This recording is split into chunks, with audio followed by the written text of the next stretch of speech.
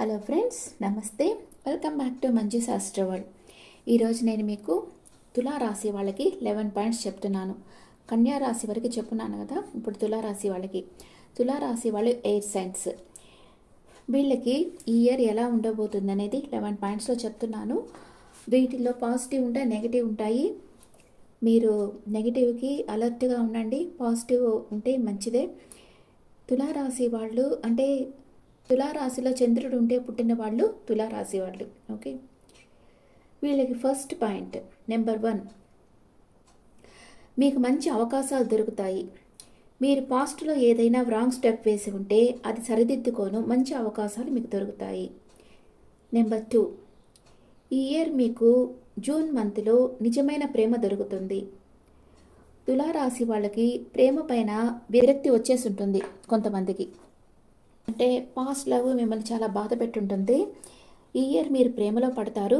మీకు చార్టులో Rahu 5th 9th ప్లేస్తో సంబంధం లేకుండా ఉంటే, వాళ్ళ దృష్టి పడడం కానీ లేకపోతే వాళ్ళే ఉండడం కానీ లేకుండా ఉంటే, ఈ పార్ట్నర్ మీకు లైఫ్ లాంగ్ మీకు తోడుంటారు.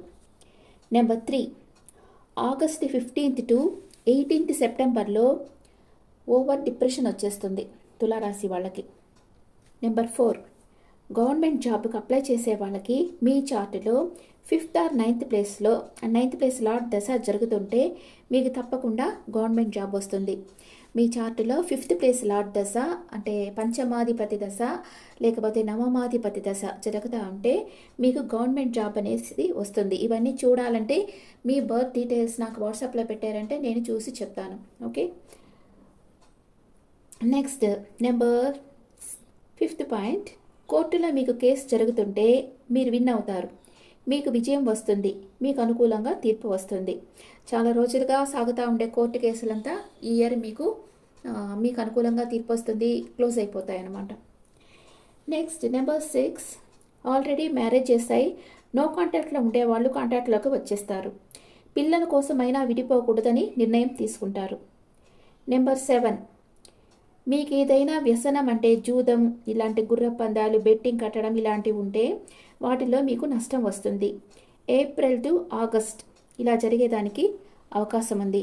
అందుకే వ్యసనాలన్నీ తగ్గించేసుకోవాలి. మనీ ఉంది కదా అని వ్యసనాల జోలికి వెళ్ళకండి. ఓకే, నెంబర్ 8, నవంబర్లో మీకు ప్రమోషన్ లభిస్తుంది. మీరు చేసే బిజినెస్ నెక్స్ట్ లెవెల్కి వెళ్తుంది. నెంబర్ 9, మీ చార్టులో కుజదశ జరుగుతూ ఉంటే మీ సొంత ఇంటి కల నెరవేరుతుంది. నెంబర్ 10, జూన్లో మీరు ట్రాన్స్పోర్ట్ బిజినెస్ చేస్తుంటే విశేషమైన ధనలాభం ఉంటుంది.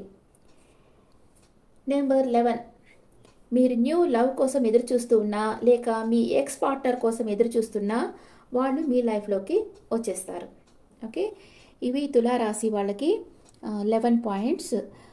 మీకు ఇది రెసొనేట్ అయితే చెప్పండి.